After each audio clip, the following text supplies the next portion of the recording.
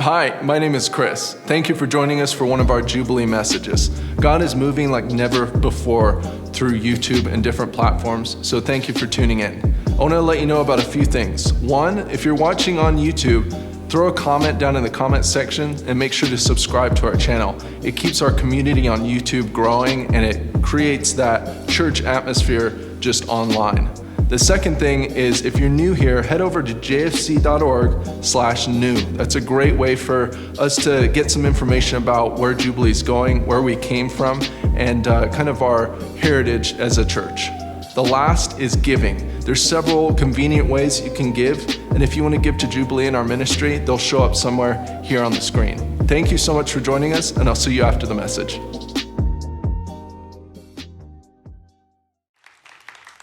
You know, when you're sick, you probably shouldn't worship really loud and as hard as you can.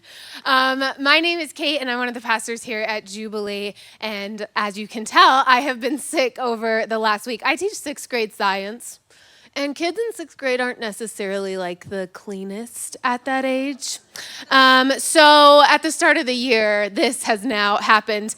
And I went back and forth on if I was going to speak this weekend, just not sure if I had the strength or energy to do it. I haven't been feeling very well, but I just felt like God had a word, and he was like, I'll give you the strength for this. And then in the middle of worship, church, this is for a person, this is for a people, this is a word for you this morning. And I'm not just saying that because I'm up here. I really truly believe like I mustered all my strength to be able to get up here and talk to you about this. So the title of my message this morning is called Trust Your Faith, Not Your Feelings.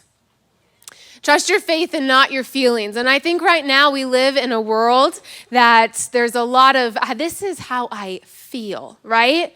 A lot of decisions being made based on what you feel like.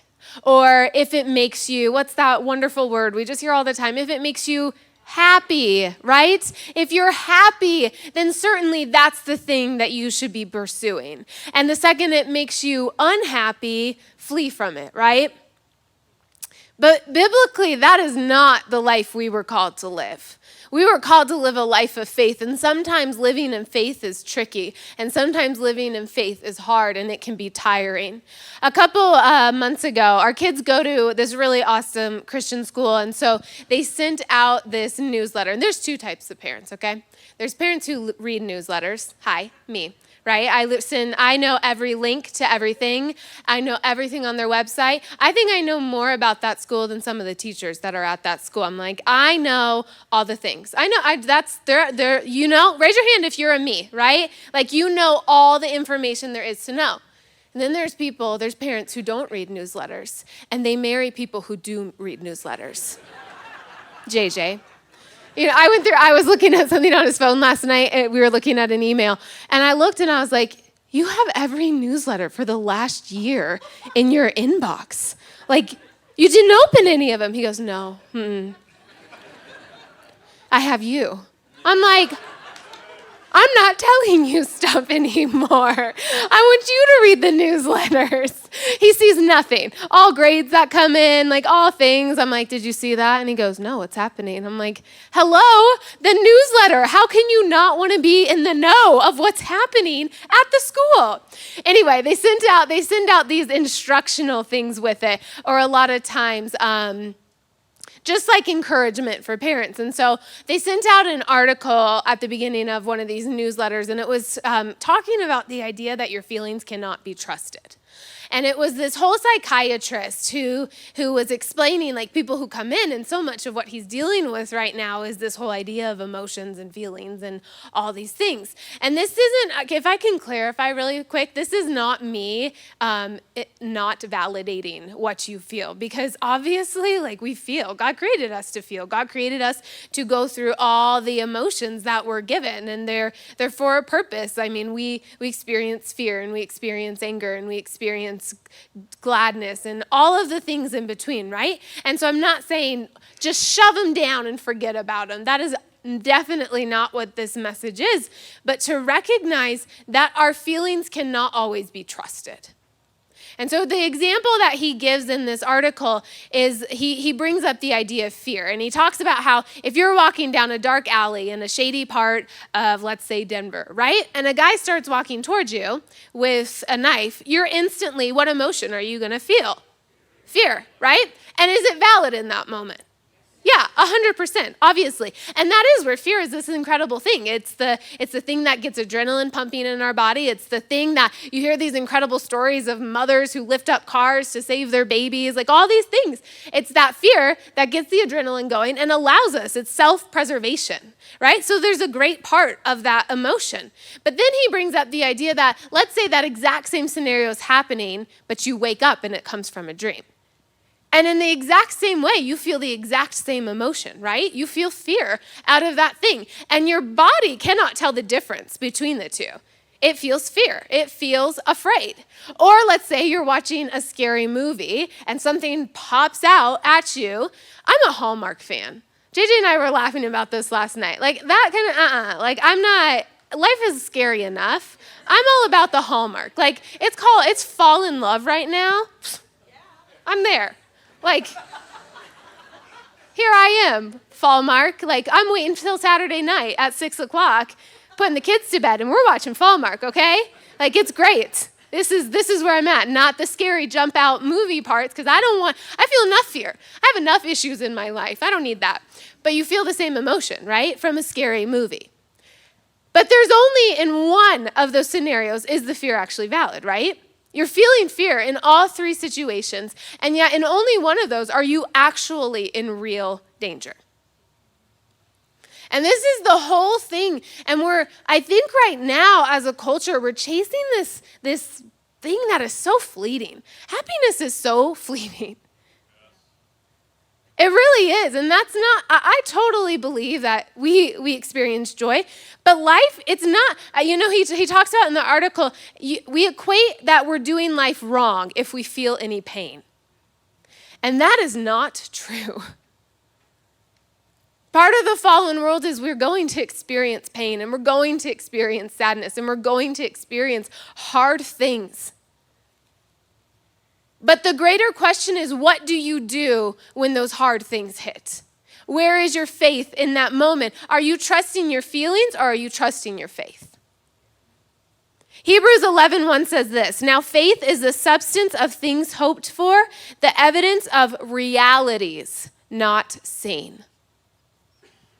There's all these realities that are happening that we can't see, and what are you putting your faith in right now? What you can see or what you know to be true?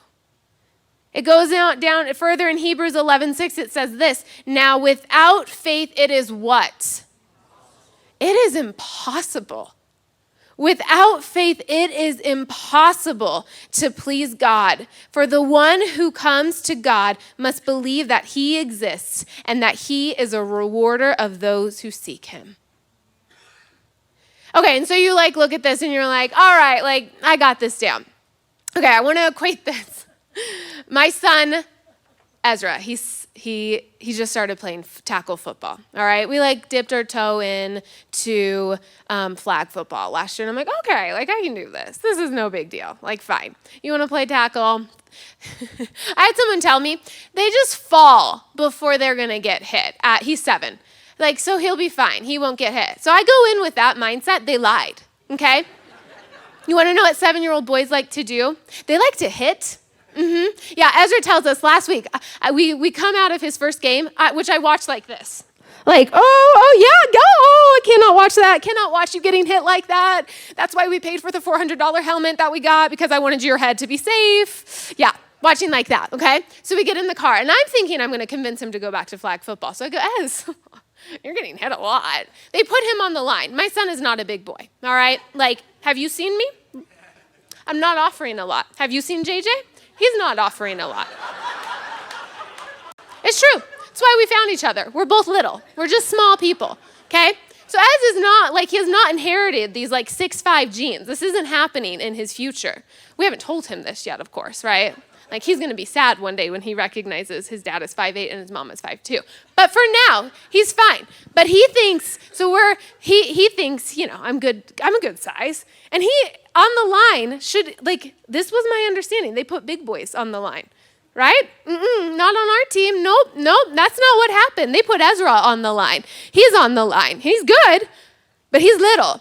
And so we're going through all of this and going through the practices. So last week he gets in the car and I ask him, I'm like, you totally want to play flag football, right? It's like way better. It's not fun to get hit. He goes, Mom, he's 7. Flag football isn't hype enough for me. Hype is not hype enough for you? Oh, I'm sorry. I didn't know. Like this is where husbands are really great because I'm like, why? Why does he want to get hit? Why? Why is that a thing? Like what is fun about getting smashed to the ground and smashing other boys to the ground? That's boys. There you go. Football's been great for him. But at our first practice, we had to sign these contracts, and I thought it was for the kids, and the coach goes, oh no, these are for parents to sign. And it's like the code of conduct for parents. And I'm laughing. I'm like, ha ha. He goes, no, I'm serious. You get fined if you step out of line. So I'm like, okay. And I'm mocking this, right? Like, what parent is going to get upset at a football game? Like, okay, this is silly. Well, we had our first football game last week. Didn't know I could yell that loud. Maybe that's what this came from. Ez told me I was the loudest parent on the side. Get him! Knock him down! Jay's like, what are you saying? I'm like, I don't know the proper words to say in football. Like, hit him hard, kill him, I don't know. I'm not sure. So I'm just throwing out words that I think. We bought him, he's a sweet kid. Okay, he asks for permission to do everything. He's not a rule breaker. He says sorry on the field, thank you. He's nice. He's a nice kid. So we bought him a mouth guard that says savage on it. Because I'm like, all right, if you're going to get hit or you have to hit, I'd rather you hit than get hit. So come on, let's pull this out of you. But last week at his first football game, all of a sudden, I have watched now my first interaction of a parent getting really angry. This does actually happen. Have you seen this or have you been this, right? This is a thing. So this dad on our team, of course, gets really upset. We're not sure he's on the other side or something. And he gets him and the ref start going at it. Because apparently, I didn't know this either, all refs are the enemy of the losing team. It's the ref's fault for the kids not doing it right. Somehow he's cheating, okay? That apparently is also now a thing. I'm catching up to all this. I know what a spread is now, right? As plays end, if they tell him to spread, that means he gets a chance to catch the football. He was playing guard, I told him get open, and then found out he was not allowed to catch the ball as guard. These are things you don't know if you've never paid attention to football before. Need to shut my mouth, probably. Just let the coach coach. But this guy and the ref are yelling at each other, in each other's faces. Not on the sidelines, of course not, no. They're in the middle of the field doing this, okay? They are screaming at each other you're not gonna talk to me like that. And the guy's like, I want your name and number. You're a cheater, ref, you're a cheater. Blah, blah, blah, going off. And I'm like this.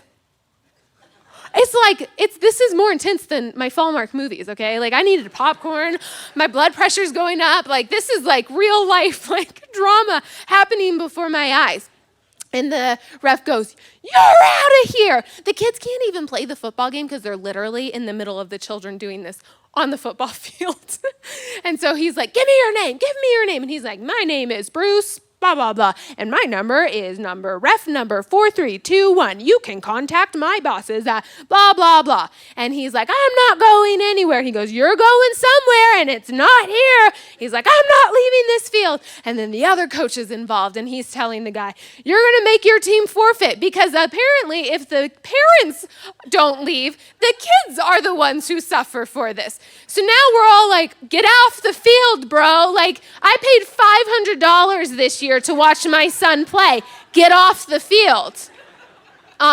This is, you're laughing because you've been there, right? This is why people were like, are you sure you want 4 kids? I'm like, yeah, they're cheap. Until they're 7 and you've spent $1,500 on Pee-wee football. His brother, Milo, 5, goes, I want to play football. And I said, no, we don't have money. We can't afford that, son. We can wait till Ezra goes out of his stuff and then you can play. So this whole thing happens. Finally, the guy like goes down and is yelling from the parking lot. He's left enough. And he's just like yelling at all the parents. And we're just like, we don't know you. His wife doesn't know him. He walks past her, nothing. She's never seen him before. I'm like, I know that's a conversation later in the car. That's a deal right there that's gonna happen. Okay. So that's so funny, right? And like the emotion that comes out of this guy and this ref, and like JJ and I get in the car and laugh about it. And Ez is like, what happened? And I'm like, I don't know. People are nuts, Ezra.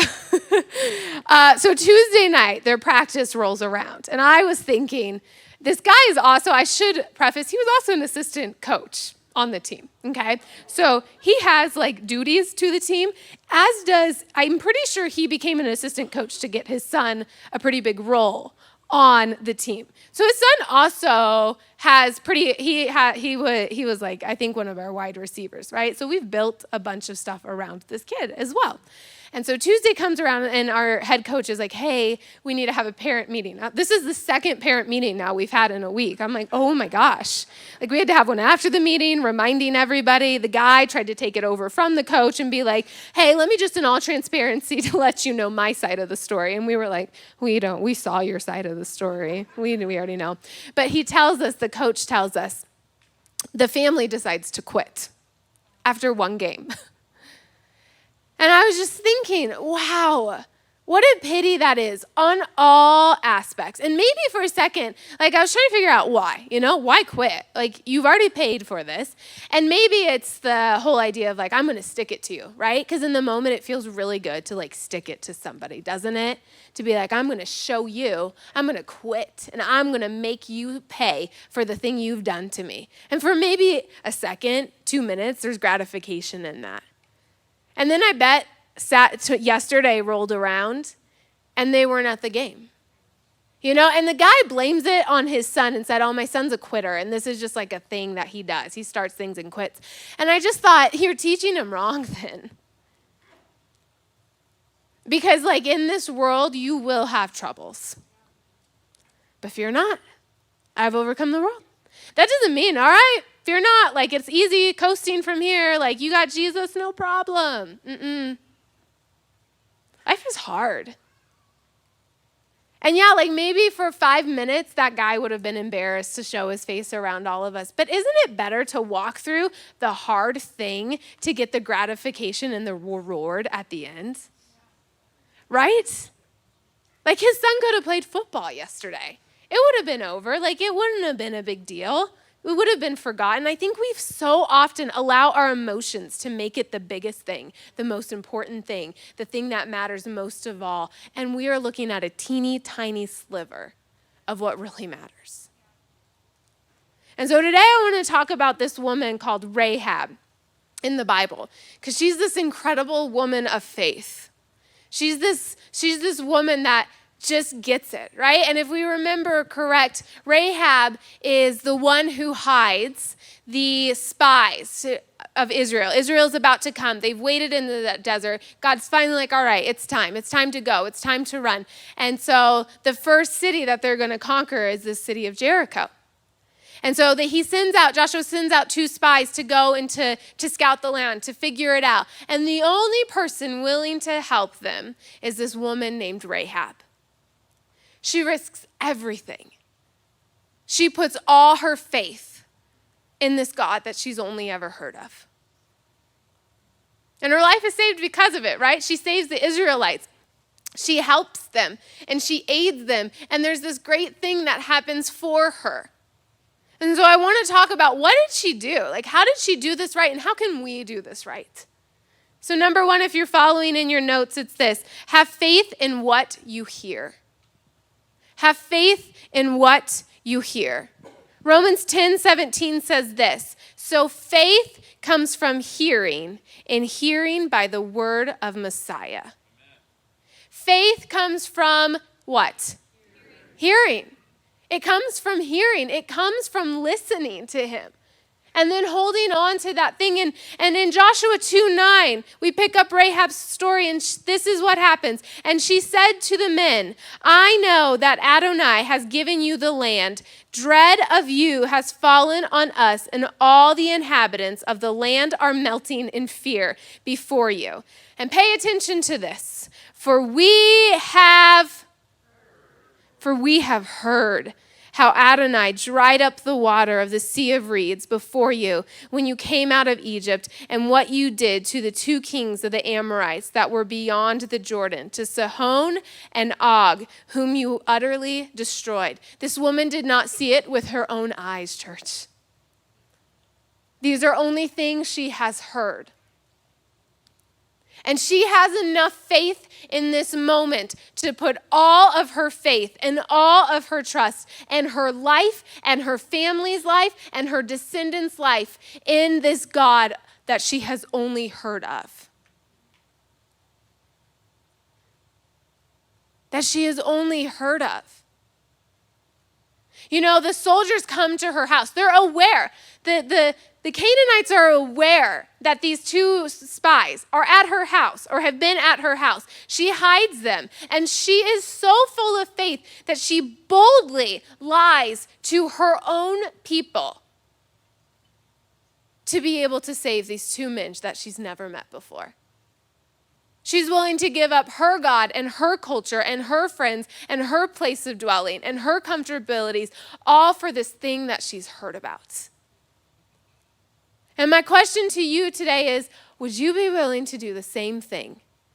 Could you bet all that you have on the faith that you've heard of?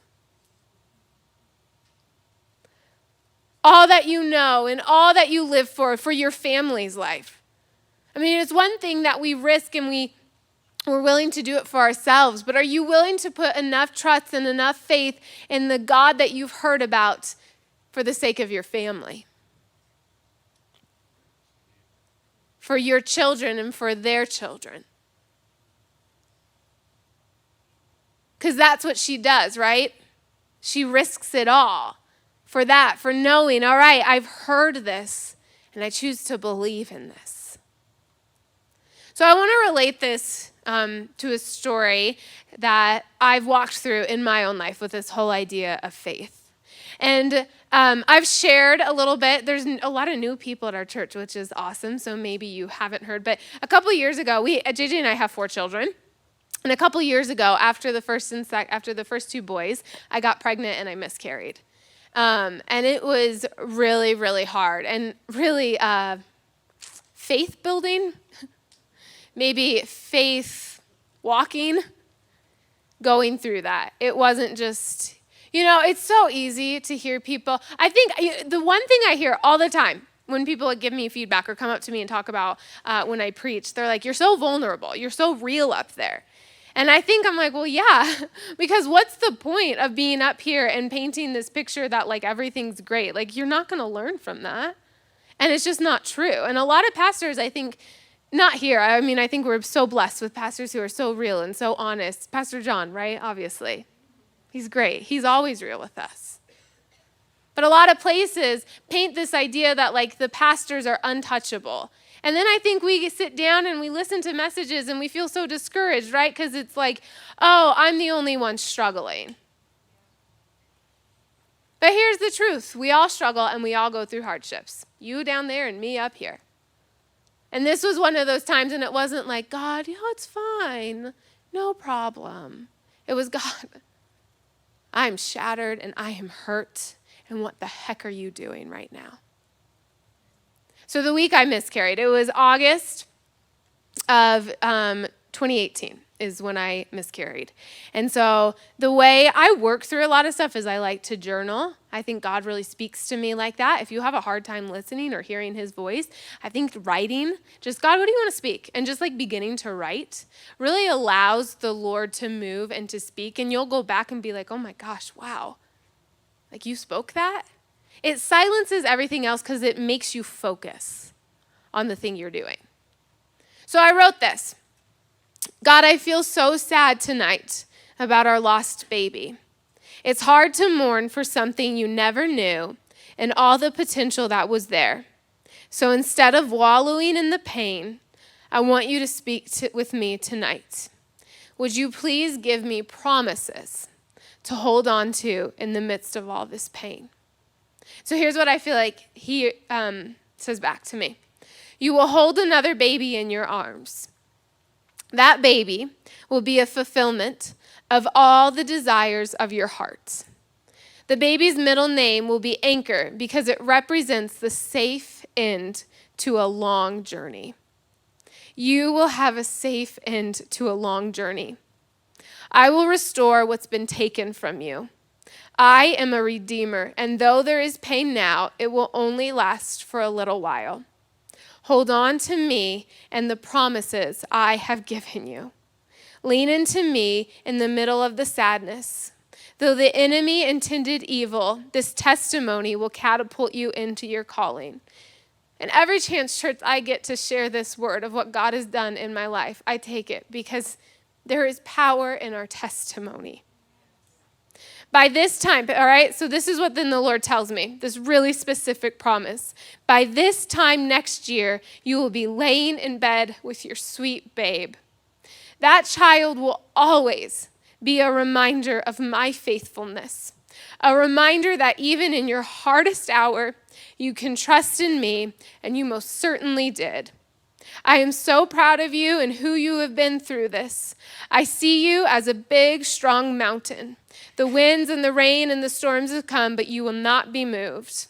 I love you so much. I've sat with you and held you this week. You felt my peace all around you. Be patient and trust me for just a little while longer. Your beautiful baby is coming. Your rainbow in the midst of a storm. Her name will be Ivory because white is a representation of purity. You will raise her to love me in the same pure and unadulterated love for me. I will use her to do wonders. And don't worry, I have your little one with me now. I met him when he came home to heaven. I held him, and I will love him more than you could possibly fathom. You and JJ will get through this. I love you both, and I am so proud of your life for me. Then he gives me this scripture to hold on to. He is before all things, and in him all things hold together. He will hold you together. He will keep you. Hold on just a little longer. So this word, right? This faith, this word, I hear this word that he gives me.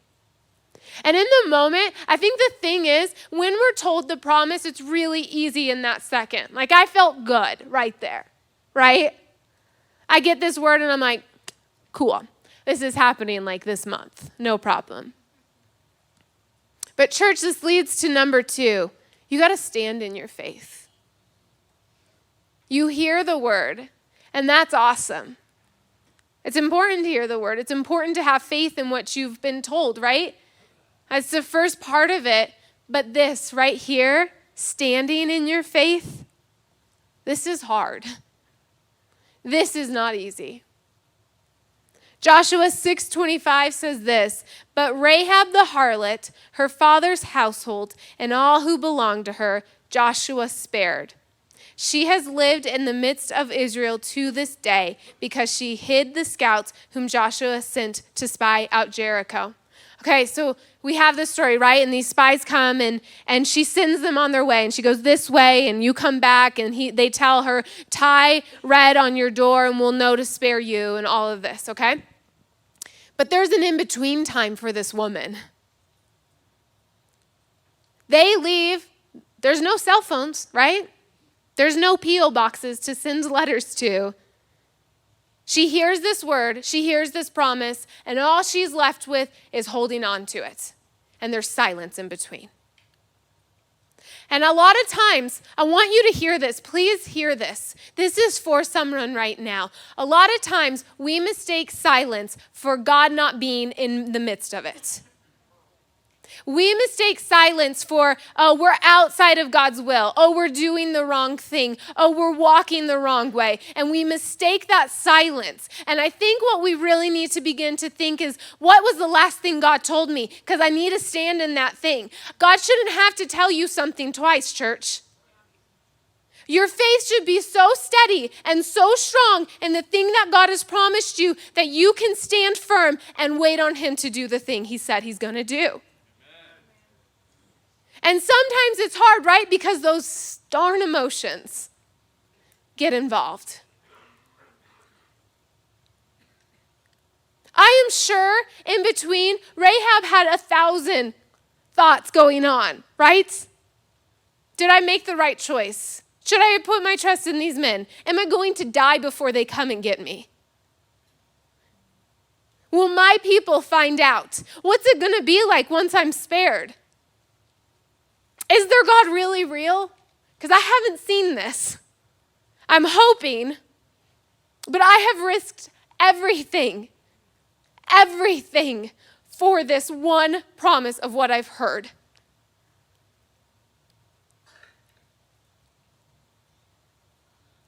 Ephesians 6:13-14 says this, therefore, take up the full armor of God so that when the day of evil comes, not if, church, when the day of evil comes.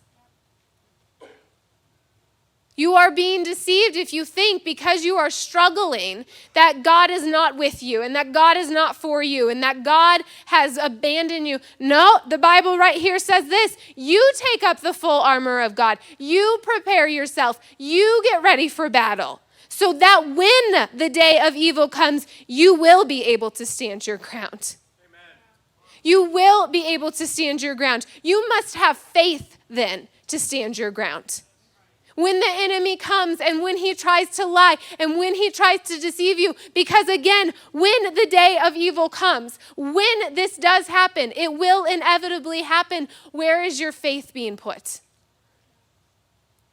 It is easy to follow God when things are good. That is not hard, and I'm going to tell you this, it's not impressive. And I'm not coming after you. Please hear me. But I just feel this urgency that as a church, we must be preparing ourselves right now to be people that cannot be shaken. We must be preparing ourselves that the darker the day grows, the stronger and brighter we stand. And the only way that we get there is we cast off emotion and say, no, this doesn't dictate what happens to me. This doesn't dictate what I'm doing. My faith is the thing I'm going to stand in. Amen. So that when the day of evil comes, you will be able to stand your ground. And having done everything to stand, stand. Stand firm. Why do you think they add that second part? After having to do everything to stand, then stand. Because the greatest place, I think, for failure, the greatest place to give up or to give in is when you're having to wait on the promise. So I got that incredible word from the Lord, right? About this daughter. And in my head, I'm like, all right, God, if you said it, you're going to do it right now. Bam! But if you've ever been given a promise, if you've ever had to stand, you so often know it is not an instant thing that God gives us the promise. Sometimes it takes years. What are you doing in that time in between? Are you like Rahab?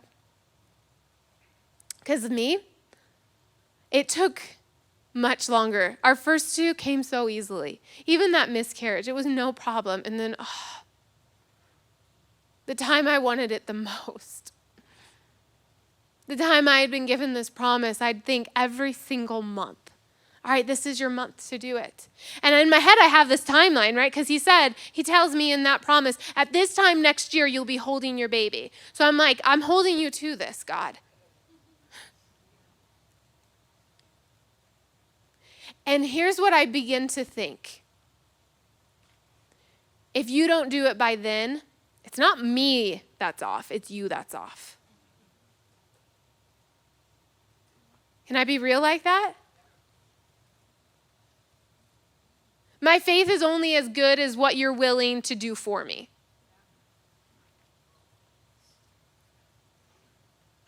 So I get to the last month that I'm like calculating, 9 months. God, come on, let's go. And I remember sitting in my room, church, crying. Because again, emotions are real. God didn't tell me, shut up, stop it. Church, that was painful. It was hard. And the waiting was maybe harder than the losing of that baby, because every single month that passed, I would think in my head, I should be this far along. I should be this close to having a baby. And nothing. I have nothing. So I'm sitting in my room and I'm feeling this way and I'm crying. And I get to the end of my rope, and maybe sometimes the most incredible thing is getting to the end of our rope, to the end of ourselves. Because I go, fine, God, have it all. Fine. Because God, if I misheard you, or if this is not how you want to do it, or it looks different than this, and you have a different plan than what I was thinking in my head, fine. Because my faith is not going to be dictated on whether or not I feel like you're good to me, because you are good in the good times, and you are also as good in the hard times. And my faith will not be moved on whether or not I feel like you're answering what I'm asking of you. My faith has to be bigger than that. Your faith has to be bigger than that. Your faith has to be bigger than the promises. Your faith in him has to be the greatest thing of all. You're enough, God. You're enough. Yes, I want a baby. Yes, I want to hold this little girl that you've promised me in my arms. But God, you're enough. And even if you don't, I'll remain faithful to you. And then this last point, though. There is such a reward for your faith. More than you could ever fathom. Hebrews 11:31 says this about Rahab. By faith, Rahab the prostitute did not perish with those who were disobedient, because she welcomed the spies with shalom. By faith, she does this. You know what's amazing? If you go back and you read at Hebrews 11 in the hall of faith, it goes from Moses, skips Joshua, and immediately into Rahab. She, this small character in the Bible, you probably have read that and been like, wait, who's Rahab again? Right? We know Moses, we know Abraham, we know Sarah. But Rahab? It's because she had enough faith, church, to stand. God did not come and speak to her, right? Abraham has this God moment. Moses gets to literally go up to a mountain and have conversations with God. Okay? I'm just saying, that's not as impressive, right? But this Rahab didn't have that, and was willing to stand in her faith by what she heard. In fact, it's so amazing and so incredible, because in the lineage of Jesus, do you know whose name you'll find? Rahab. God doesn't just fulfill, right? God doesn't just say, hey, I'm going to make it better. I'll replace. No, God gives you more than you could ever imagine. Because the promise to Rahab was, I'll spare you. And yet her reward is, she is the first Gentile to be welcomed into God's family. They don't abandon her. Jesus is a direct descendant of this woman. They welcome her in. Jesus doesn't just go, all right. No.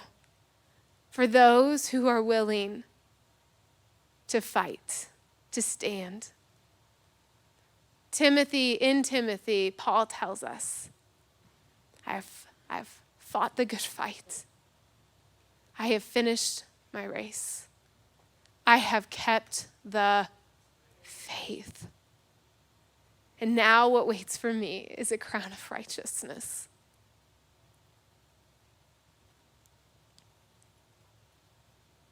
If you want to keep and fight the good fight, you need to have faith. So my story, right?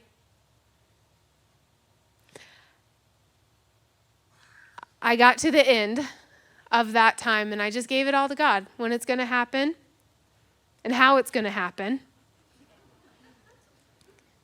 I give it to you. So that was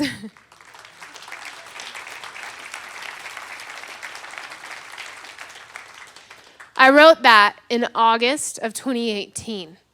Ivy, do you remember when your birthday is? Do you remember? When did you just have your birthday? Is Is it August? August. And how old did you turn? 3. You turned 3. So she was born the week to the day that God gave me that promise.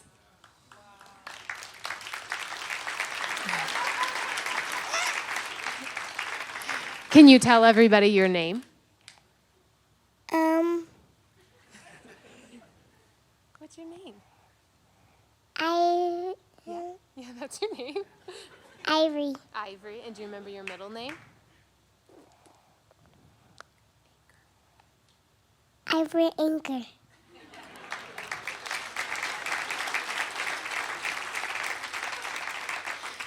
So as we come to the close, I bring her up on stage because she's really cute. But maybe you're in this room and you needed a physical, tangible reminder that God is faithful. Because he writes in that promise to me, she will be a representation of faithfulness. And the older she gets and the more she grows, I recognize that's not just for me. Her story and her life is not just a representation of God's faithfulness to me. This is a representation that God is faithful to you. Okay, you can go downstairs with Daddy. God is faithful to you. And maybe this morning you needed a reminder. Let my daughter be a reminder to you that God doesn't just fulfill, God fulfills perfectly. Church to the week, I can show you the dates of when I wrote that and when that happened. She was born August 25th. And the night she was born, I held her in my arms and God said, "Oh, I'm a promise keeper. I fulfill everything I've promised."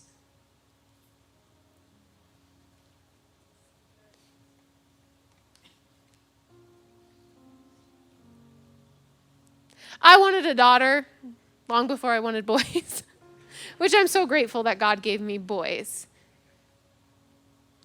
And I think if we have 4, we have 3 boys. I think if I continued to have children, we're done. I think they'd all be boys. But that little one, that little girl,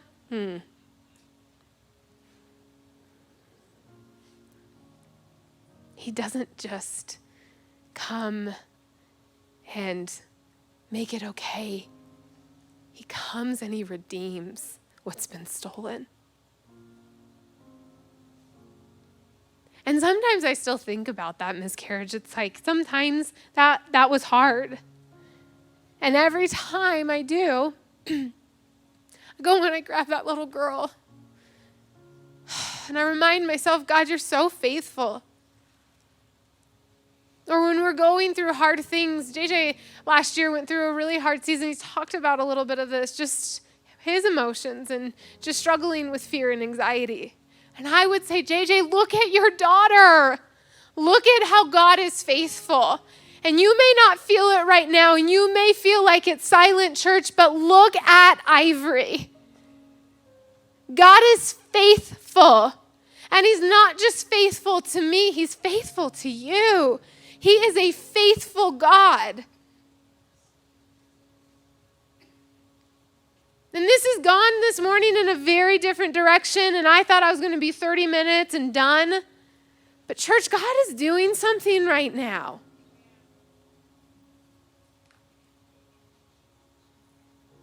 God wants to come and he wants to bring you hope. And maybe you came today and this was the end of your rope.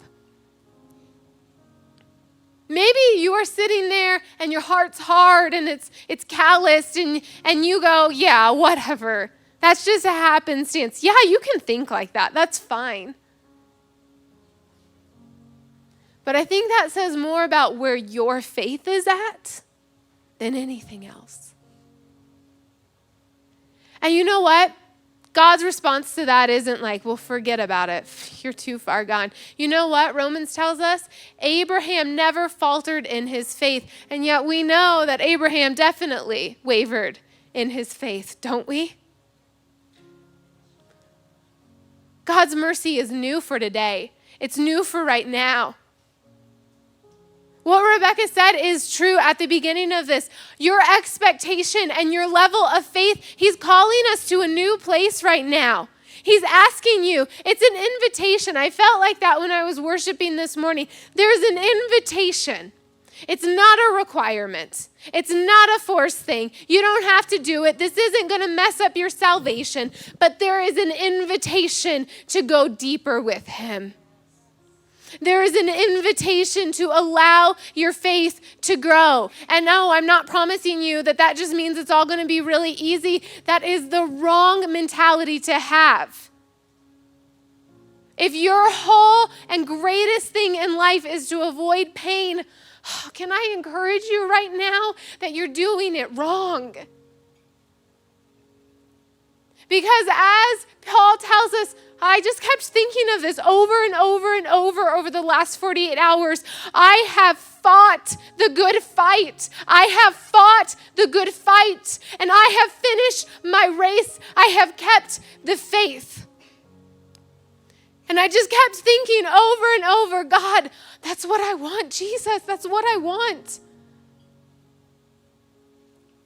More than wanting to be a good mom, which I do. I desperately want to be a good mom to the children God has given me. And more than wanting to be a great wife, and more than wanting to be a good teacher, this means nothing in comparison to wanting to finish my race well. At the end of all of it, that he would tell me, you kept the faith. You kept the faith. The smile on his face when he sees us standing tall, standing firm, being hit by waves but not being moved. So if you would close your eyes right now.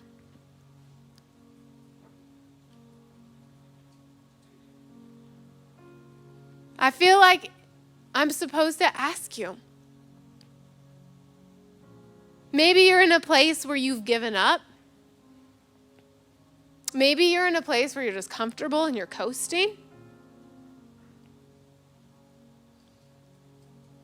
But when I talk about that invitation, or when Rebecca talked about that invitation, and you feel a stirring right now, I want to ask you to stand up with me and to be bold enough. Because here's the thing, if you can't even stand, when the waves and the wind and the storm may come, I just feel like it's a representation right now of what you're willing to do and that level of faith rising inside you of asking God, I want for more. So would you stand right now? If you're like, I need more faith.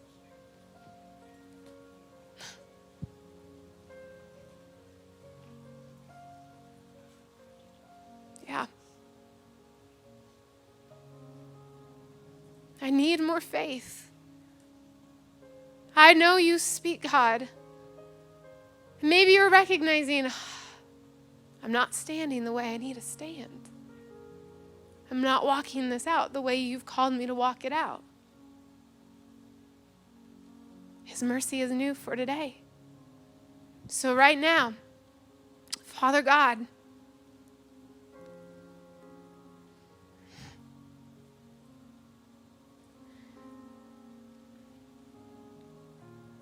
your presence is in this room. Maybe you need faith right now For a marriage that just seems like it's failed and there's no hope going back. Oh, church, there's hope. His name is Jesus. Maybe it's for a prodigal son or a prodigal daughter.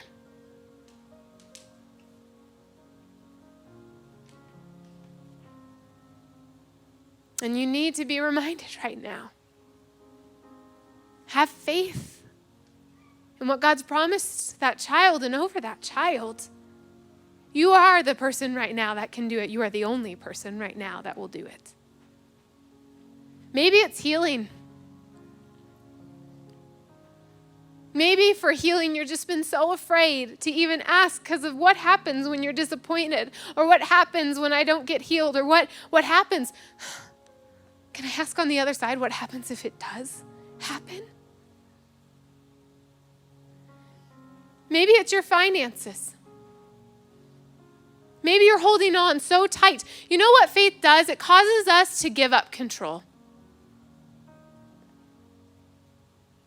To instead hold on so tightly, which is not, we weren't called and we weren't meant to carry the weight. If that's you right now, hold out your hands. Give it to him. Release it to him. What do you want to do? What do you want to speak? I'll hold on to it. So God, right now, in all the places that this church is holding on to faith, God, I pray right now that you would help be a firm foundation, God, that you would remind them, you are a faithful God. You are a provider. You are great enough to do the impossible. You are enough. You are enough. And God, I pray while they're standing and while they're fighting and while they're walking this race, God, I pray that the miracles would break out over this people right now, Jesus.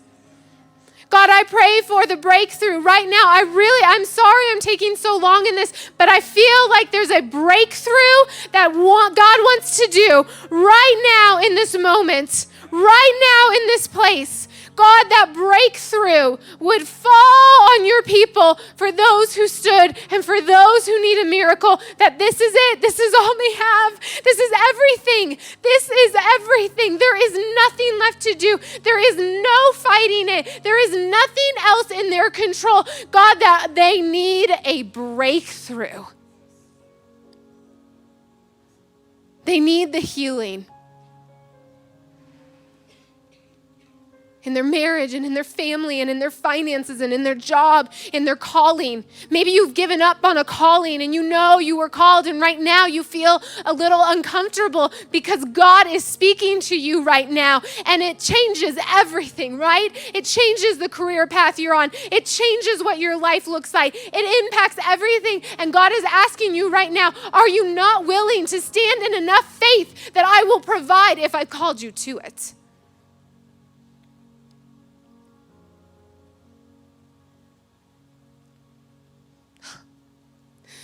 Oh, God, you're so good. You are so unbelievably, all-powerfully faithful to us, Jesus.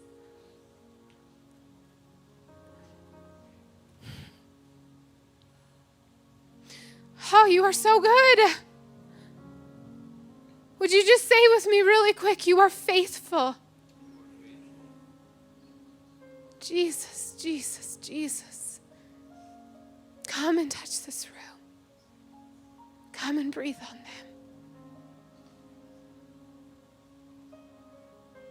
I believe out of this time and out of this moment, there are going to be testimonies. Please email me. I know it. I feel it. Share your story. God wants to build faith in others with what's happened in your faith. So God, I give you this time and I give you this moment. I thank you. I thank you so much. How sweet it is to serve you, Jesus. We can't go back, church. It's only forward. Thank you, Father God.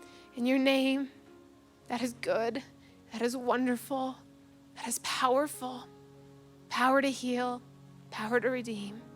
In your name, amen. Thank you for joining us online for the Jubilee Experience. We hope that this message impacted you and your families. Don't forget to subscribe to our YouTube channel for more messages like this and more information about our church, and also give online. There's a few convenient ways to do that will be on the screen. But until next time, God bless and thank you.